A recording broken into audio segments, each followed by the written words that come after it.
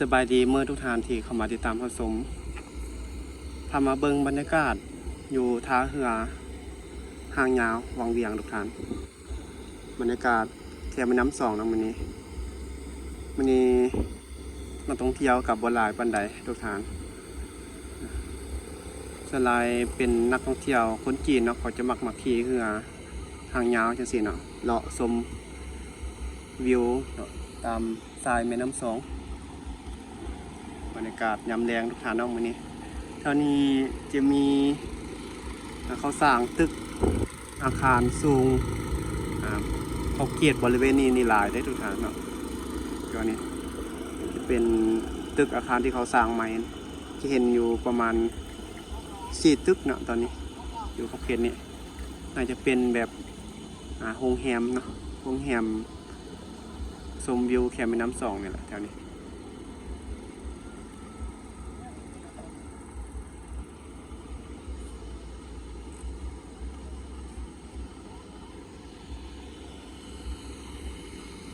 ช่วงนี้น้ำส่องกับ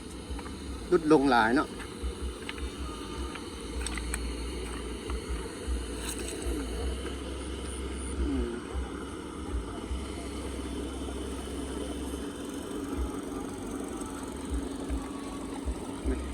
น้ำส่องตอนนี้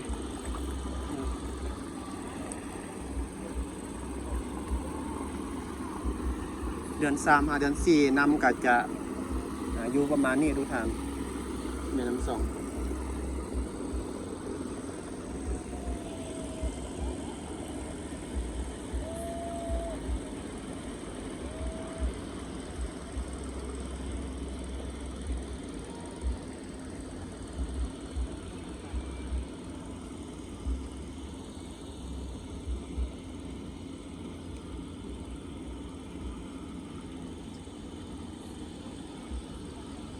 นักท่องเที่ยวกับ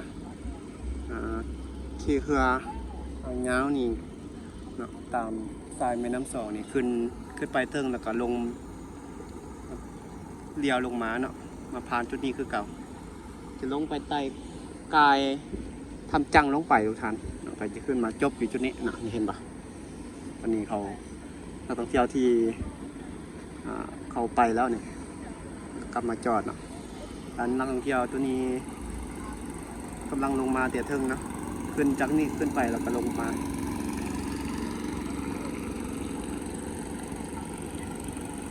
กันว่าน้ำมันบ่ขาดเนาะน้ำมันบ่มีวิกฤตน้ำมันนี่โอ้นักท่องเที่ยวจะคึกคืนเนี่ยทุกท่านช่วงระยะนี้เอาไปเอามาน้ำมันเนาะขาดนักท่องเที่ยวกับมิดเนาะท่องเที่ยวกับบ่หลายบ่ได้ช่วงนี้เด้อทุกท่าน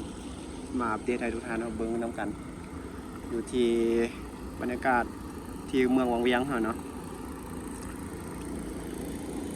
นี่โอ้ลำนึงจะขี่ได้2 คนเนาะทุกท่านเบิ่งคนรับจ้างครับเรือนี่ก็นั่งนักท่องเที่ยวเนาะนั่งทาแขกนี่ก็กำมอมกำแมมอยู่ได้ทุกท่านเพราะช่วงนี้แขกบุหลายเนาะคือเฮาหัวแหละช่วงนี้มานั่งบางคนได้แขกก็ถือว่าพอมีรายได้อยู่เนาะบ่ได้ก็คือบ่ได้แท้ๆเลยทุกท่าน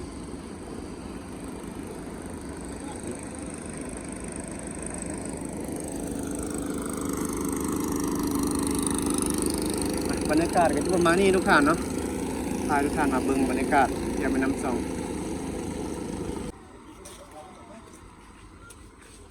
คนกะมาเลาะตอนแรงอย่างสิเนาะคนก็จะมักมาเลาะ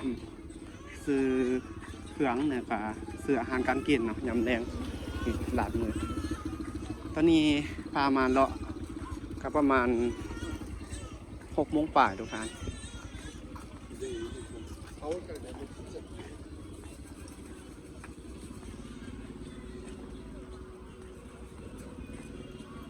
จุดนี้ก็จะเป็น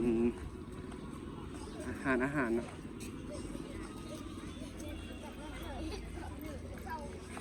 ตล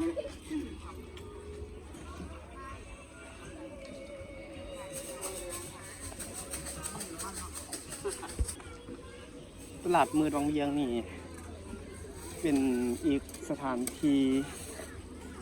นักท่องเที่ยวพวกเล็กมานี่เขามักมาเลาะกันเนาะนักท่องเที่ยวมักมาเลาะเที่ยวชมเองต่างๆเนาะ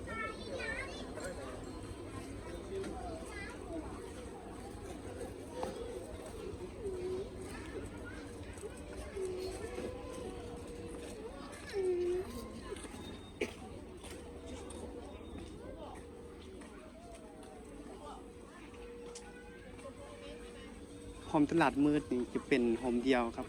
โฮมโมโมเนาะเขตนี้เขาก็สร้างโรงแรมขึ้นไหมนี่แถวนี้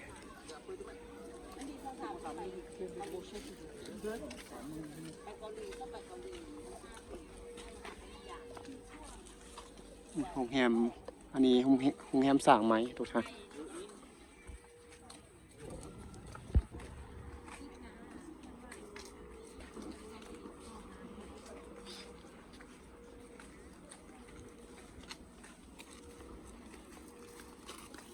อันนี้จะเป็นแบบเสื้อผ้าเนาะ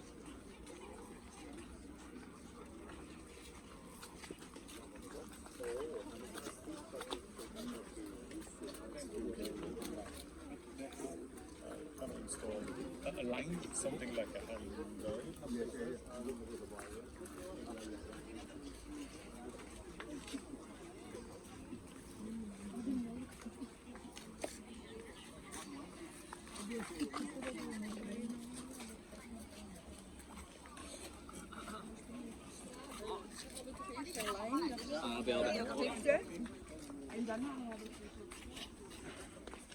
นี่คนมันเลาะกับบหลายบันไดทุกท่าน